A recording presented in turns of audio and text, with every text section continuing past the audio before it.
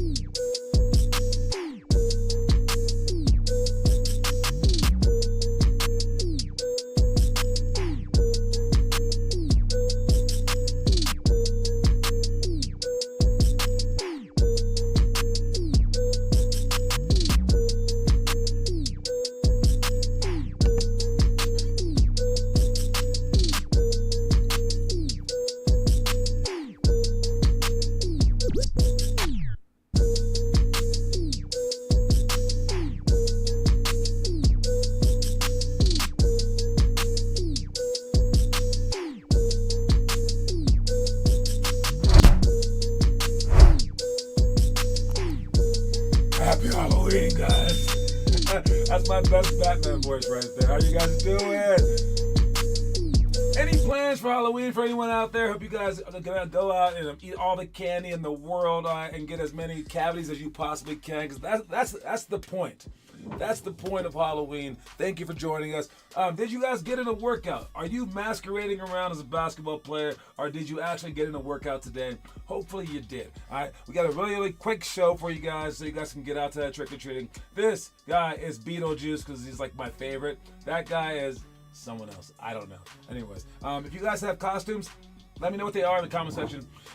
When I was growing up, I was always like a basketball player or a football player, or like whatever was like the least hard thing. Like this would be like way too much for me. This would be like way too much. This probably is way too much. Oh, did I just give up Batman's? Oh, I'm sorry, guys. It's me. Oh, dude. Sorry about that. But yes, and I was like, but I still love Halloween so much. I just don't dress up. It's just not what I do. All right, but I do appreciate the holiday. I think that it's like the best holiday in the whole world, and hopefully you guys are enjoying it as well. All right. Anyways, moving on. We got our what do we have? Where do I want to start? Let's start with something really, really random. All right. Since we're at a weird day. All right. Watch this thing. There's a guy in baseball who sucked so badly at hitting. He was a pitcher, okay, that his manager said, this dude will never hit a home run, and I bet you that we land on the moon before he does. I bet you that we land on the moon before he hits a home run. This is pre us landing on the actual moon. But then something crazy happened, and we landed on the moon. And what happened next, you will not believe. All right? Did you know? Imagine being so bad at hitting that your manager bets that there will be a man on the moon before you hit your first home run. Hall of Fame pitcher Gaylord Perry was a notoriously bad hitter. So bad that in his career, he barely had a 1 in 10 chance of getting a hit every time he was at bat. So he would do his duty, step up to the plate, and become basically a guaranteed out. He had one of the worst batting averages in baseball, and when he did make contact, his swing hardly got the ball out of the infield. In 1963, his manager once joked that there would be a man on the moon before Gaylord Perry would hit a home run. Well, fast forward to July 20th, 1969, and everyone around the world is tuned into what is happening hundreds of thousands of miles above the Earth. Apollo 11 had just began making its descent down onto the moon when the Giants and Dodgers faced off in San Francisco. Buzz Aldrin and Neil Armstrong then touched down on the moon at 1:17 p.m. Pacific time, becoming the first men to walk on the moon. And about 30 minutes later, Gaylord Perry steps up to the plate and hits the first home run of his career, proving his manager right. Imagine being so bad at... He hit a home run 30 minutes afterwards. Is your coach against you that badly that like he's saying that the fates in the world can't even keep up to how bad you are? But then all of a sudden, like, okay, I really think that this guy hit that home run because he was mad. I know it doesn't just like make up for it, because if he was capable of doing this, he should have been doing it before, right?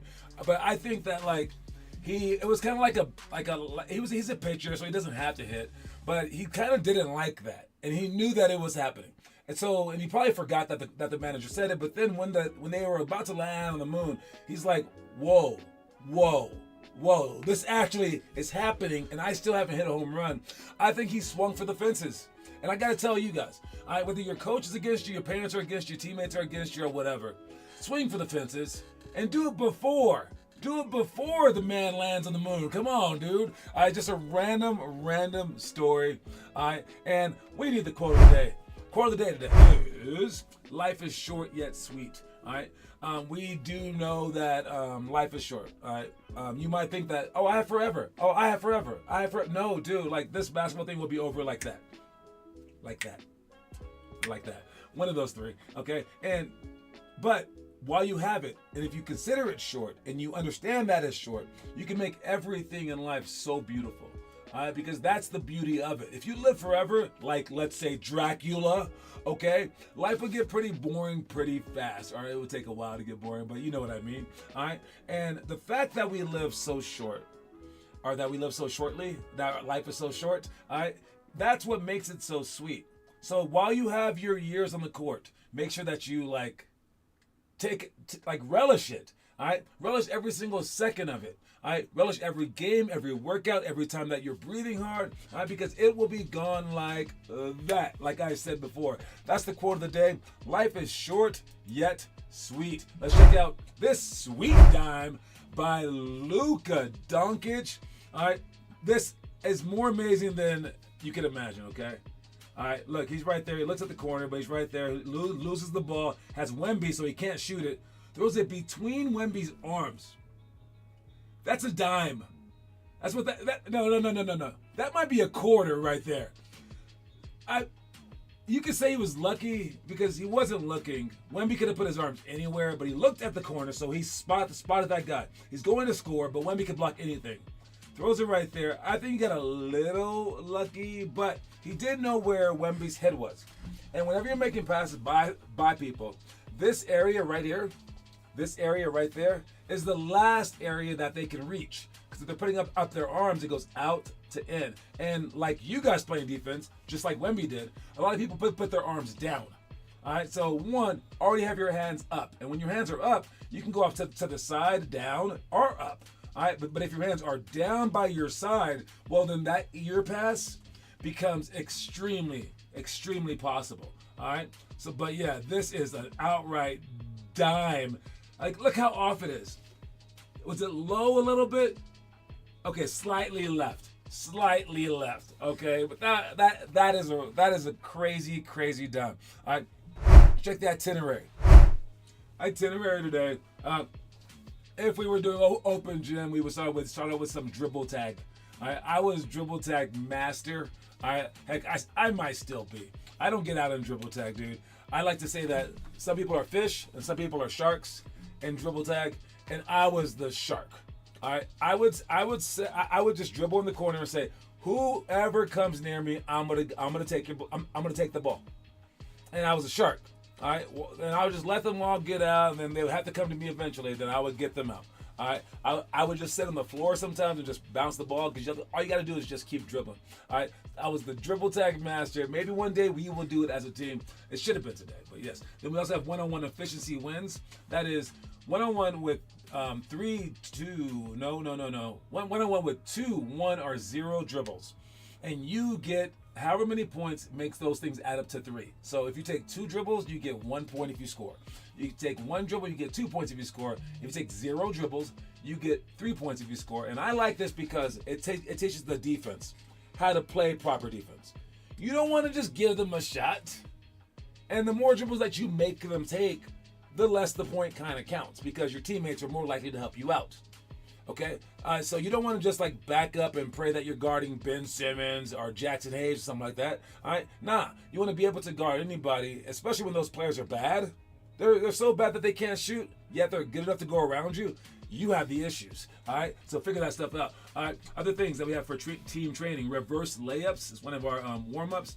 Baseline out of bounds for shots. That's all of our baseline plays, so we can practice those. Any kind of screen that you want, but just see it. Loose balls, in play, and out of bounds. I love loose balls, man, because no one goes for them, but we practice ongoing for those things. Press break walkthrough. Oh, that's a crucial one. Dang it. Press break walkthrough. Let's walk through it right now because it is so crucial, and I know you guys don't quite understand it, but look. All right, so we will be the yellow team, okay? We put our guards up here. Give me all those things off the court, please. Move those blue things off the court. All right. Our guards will be right here on the elbow. We don't want to be too close. All right. We don't want to be too close. We have our 4 taking the ball out of bounds. He's right there. Then we have our 3 and our 5 at half court on this side of half court. All right. I won't worry about the defense right now, but just understand that the defense will be out there guarding us many different types of ways. All right. When you're here, you know what? I will put these first 2 defenders there. When you're here, you want to screen away or screen toward. We want to screen on the bottom side. So many times we just stand right here, and the guy just like follows through right there. You want to screen on the bottom side because right now, if you screen up here, and let's say that they switched. Okay, then the guys on this side of you, they switch and you can't get the ball. Rewind. Let's say that they don't switch. Okay, and you scream right here. Well, now he goes right here he goes through right there. Your man's just following you, and then still nothing happens. But if you rewind that again, and you screen on the bottom side, here, now if they, I guess, don't switch, that means that your man's here and that he comes off wide open. If they do switch, he comes right there and you're on the bottom side, right there for the pass. Okay? So understand that. Moving these guys out of the way again. We're going to pass it to either one of these players. All right? And whoever he passes to, he's going to sprint up the court the opposite way. The opposite way.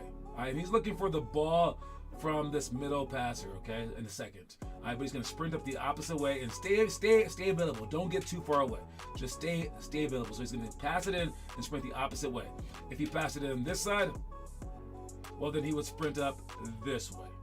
Is that easy enough? Now, whichever side the ball is on, that side, the opposite guy will sprint to the middle.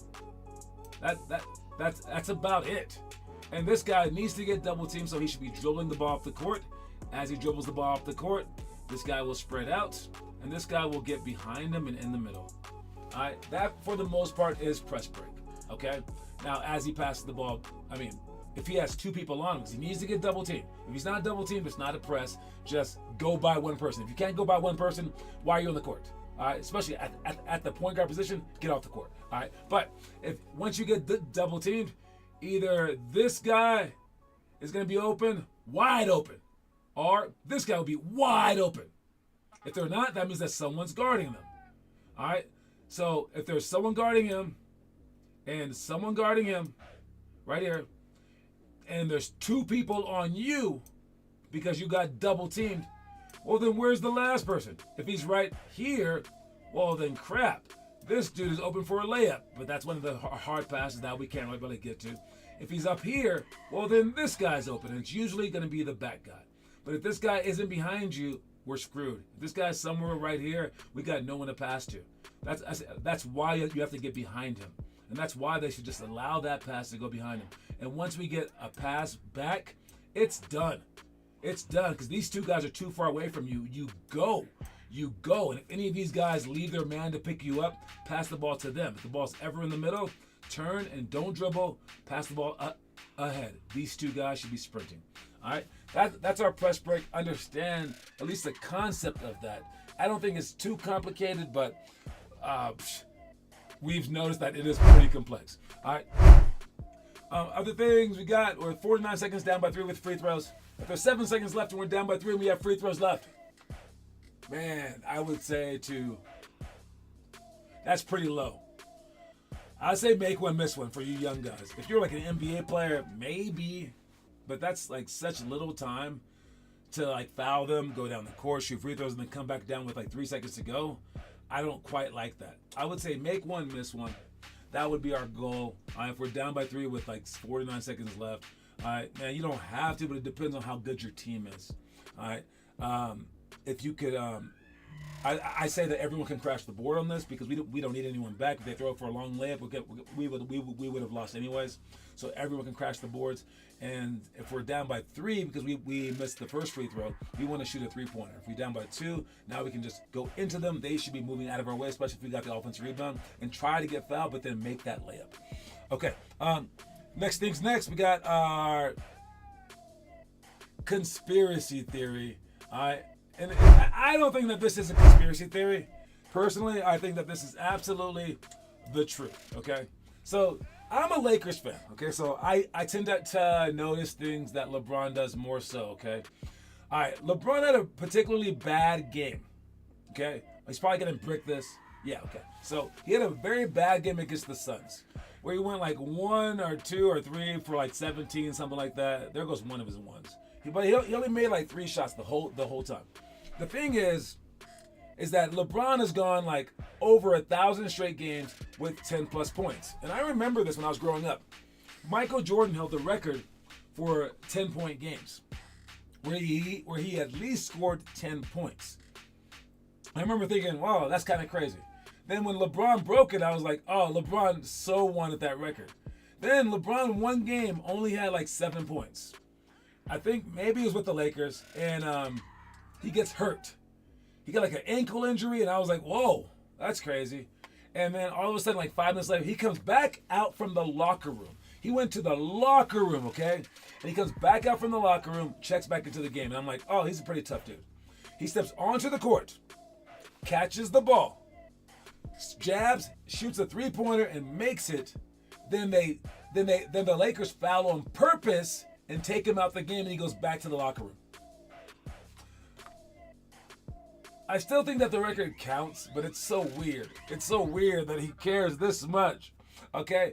And for this game, he didn't have his like 7 points in like the fourth quarter, and the Lakers were winning pretty easily. They were up by 19 in the beginning, and they were undefeated.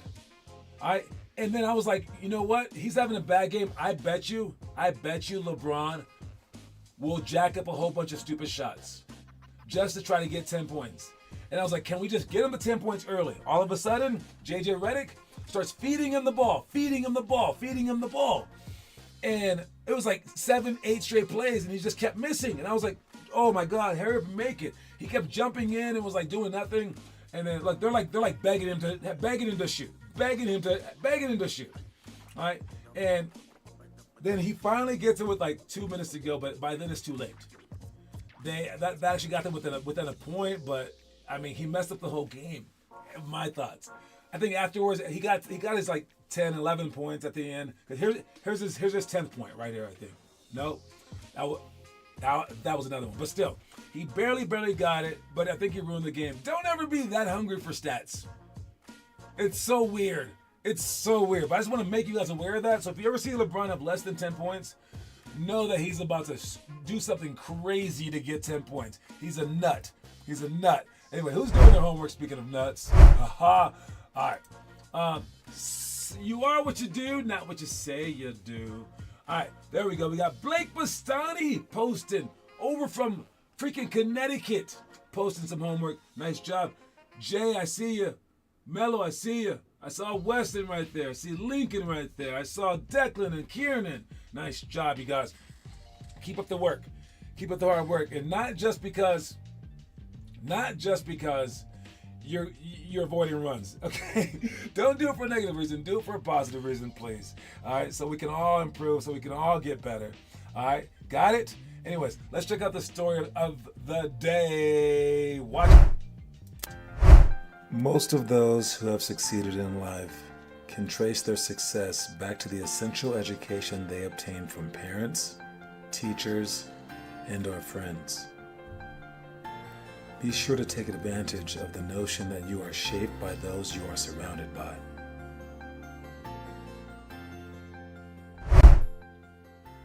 You know, and that's why we work out together. I know I have you guys do homework, and you're like thinking, shouldn't I just stay away? I mean, just do more homework. Why do I need to come to the actual workouts? Well, one, you don't know what you're doing. But two, is to have a family there, to have like a bunch of people mentally helping you out, going with you along this journey. But also to get help from me, to get help from your parents. You have all these resources at hand. Be sure to surround yourself by the people that you should. There's a saying that says, show me your friends and I'll show you your future. If you're surrounded by players who are taking it seriously, you're going to win. If you're surrounded by people who are stupid, doing stupid things, you're going to do stupid things after a while. They're going to slow you down.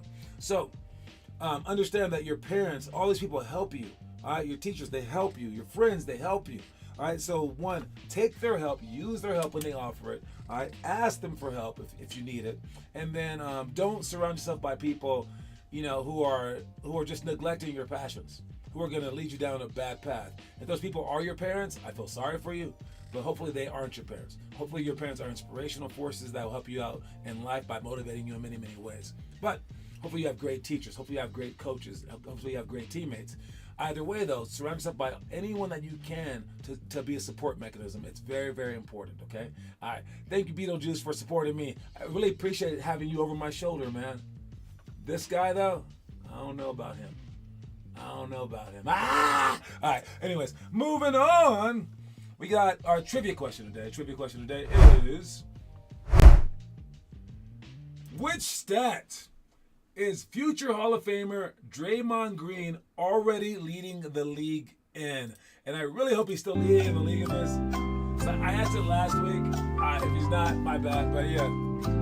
Which stat is future Hall of Famer Draymond Green already leading the league? If you don't know, I guess you can guess. It's kind of hard to figure out. Let me see if I can find it again. Let's see if he's still leading the league in this stat. Oh man, is he tied for the lead? You know, I don't think he's leading the league in this anymore. He was last week.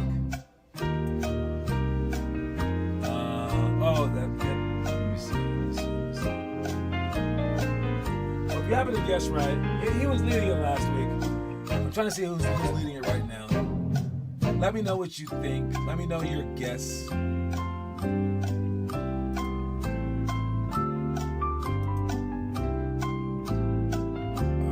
right. So anyways, you have until the end of the show to answer it. Good luck to anybody out there. All right, let's move on. Turn off that music, please. All right, let's move on to one of the last things that we're talking about is Joel Embiid. Okay, 76ers rumors. All right, Joel Embiid resting is the new normal. So what they're saying is this fella right here no longer needs to play basketball full time. He can play half the time.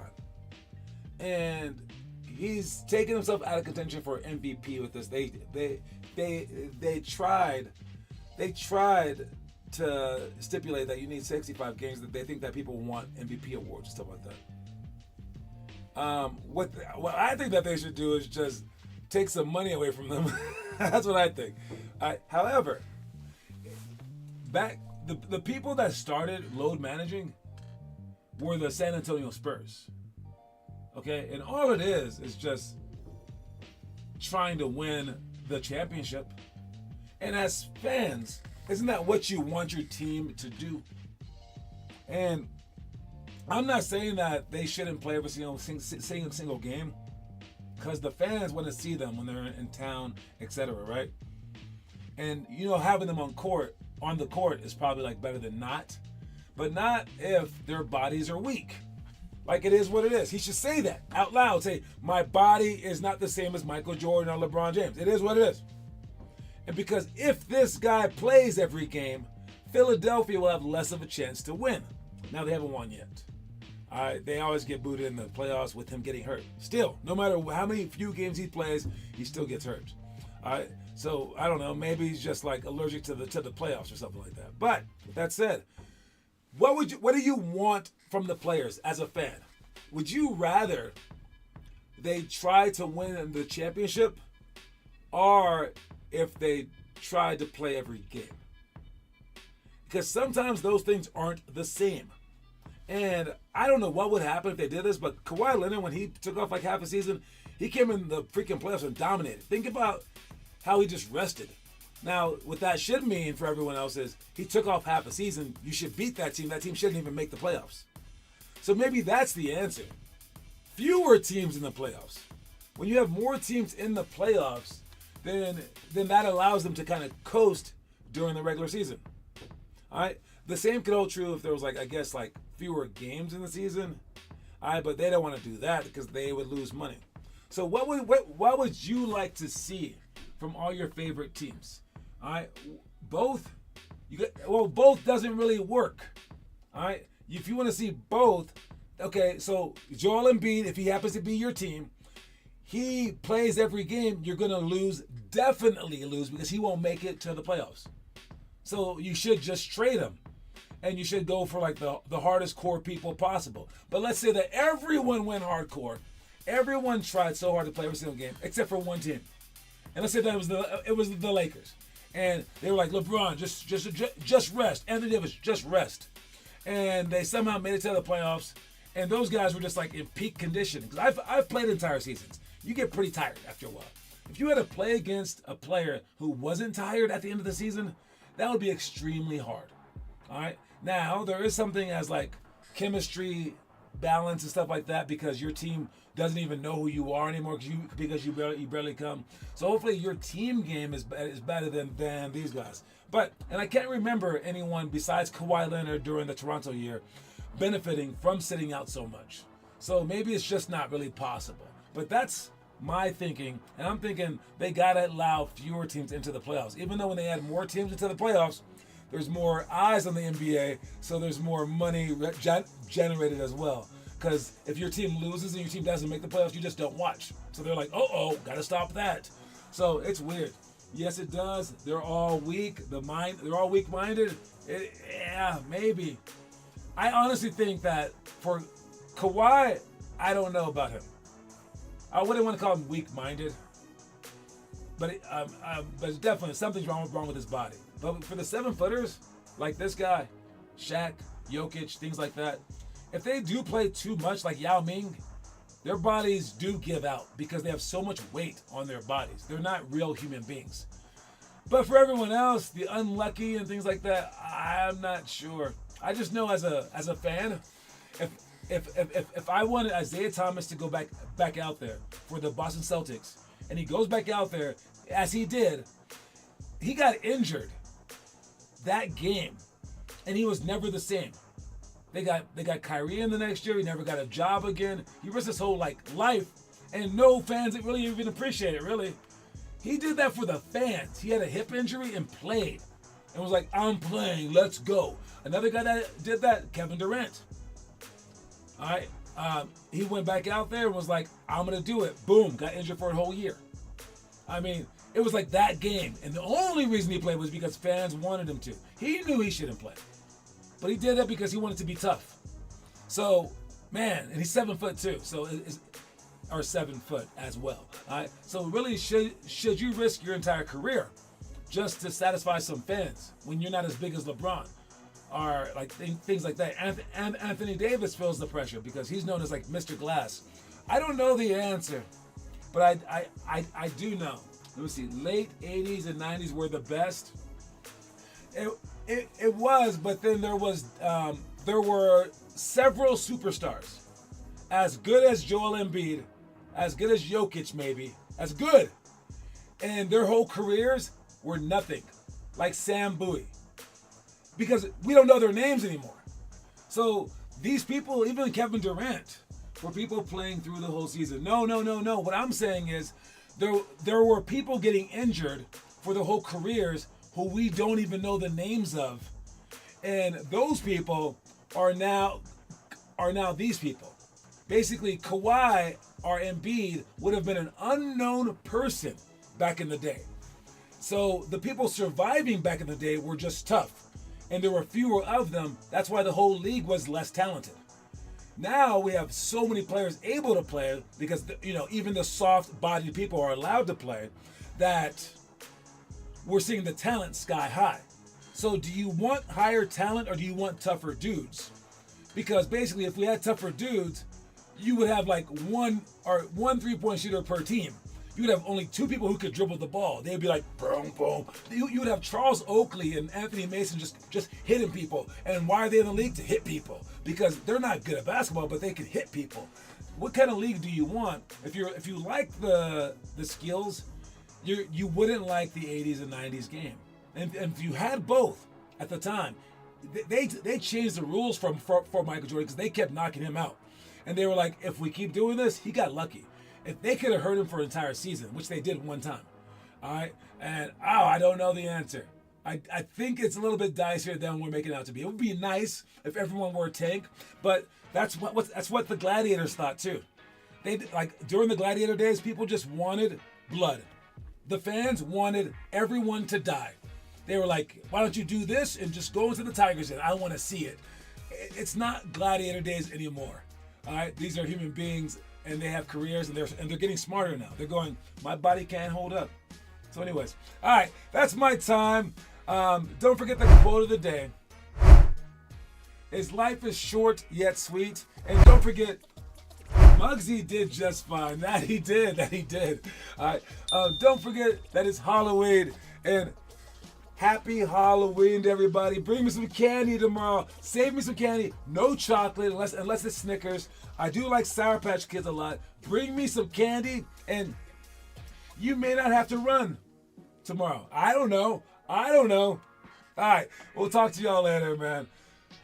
Same with Bradley. Bradley Bill, Sean Bradley. Sean Bradley definitely got hurt a lot. All right, talk to y'all later, man. Peace out. Cue my music. There you go. My body's a temple.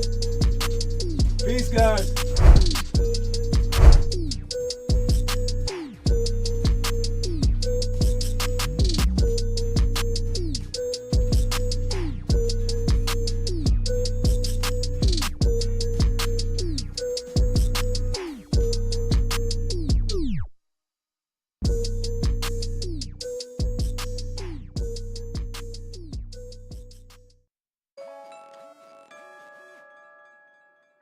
With the 2024 NBA Draft in the books, there is one major discussion that has dominated the NBA space over the last week. It is